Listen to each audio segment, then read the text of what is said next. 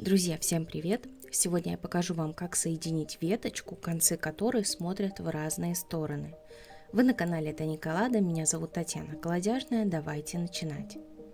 В самом начале своего творческого пути я пыталась сделать такое украшение двумя способами. Первый.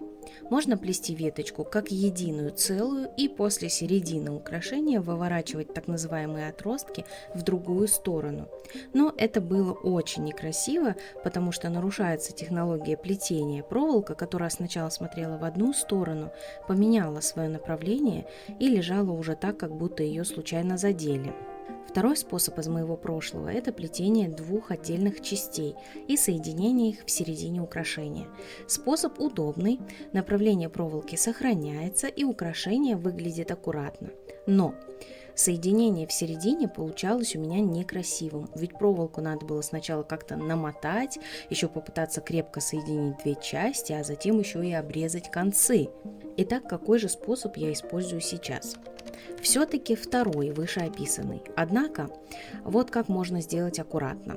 Нам необходимо наложить концы одной веточки на концы другой веточки и далее плести их вместе, то есть в данном случае, как у меня, в 4 проволоки. Я по 2 хвостика соединяю и закручиваю полностью основание.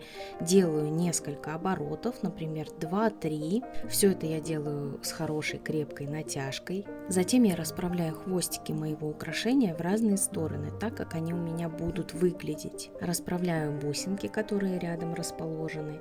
И вот это место, которое у нас теперь такое не совсем еще красивое, в моем случае это будет цветочек, я его закрепляю на серединку моего украшения, тем самым я перекрываю как бы вот это место, где намотана немножко проволока.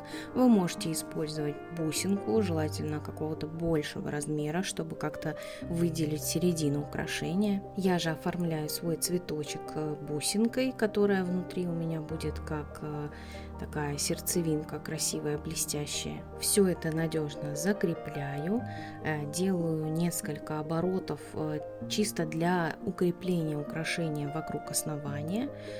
Хорошо это все затягиваю. Затем оставшиеся 4 хвостика проволоки я снова соединяю по 2 хвостика и, держа проволоку крепко с хорошей натяжкой, я закручиваю ее и делаю еще одно ушко, которое будет у меня смотреть так, чтобы его не было видно с лицевой стороны. Я его ставлю как бы ребром и просто его закручиваю, как обычное ушко, после чего обрезаем проволоку и хорошо зажимаем концы, чтобы они не цепляли волосы.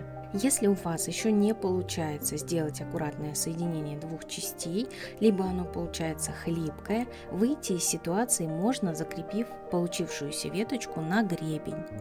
Либо вы изначально можете оставить эти 2 веточки как отдельные, сделав ушки для невидимок, а невеста уже сможет закрепить их в волосах рядом как единое украшение.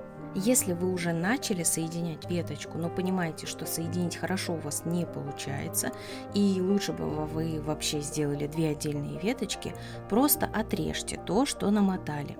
Затем нарастите проволоку на конец каждой из веточек и доделайте ушко, завершающее украшение. Если что-то из сказанного вам было непонятно, смотрите другие мои ролики. Почти в каждом из них есть важная техническая информация. А если вы не нашли ответ на свой вопрос, задавайте его в комментариях. Мой инстаграм OlegTheMade, заходите и подписывайтесь. Всем творческих успехов, до новых видео, увидимся!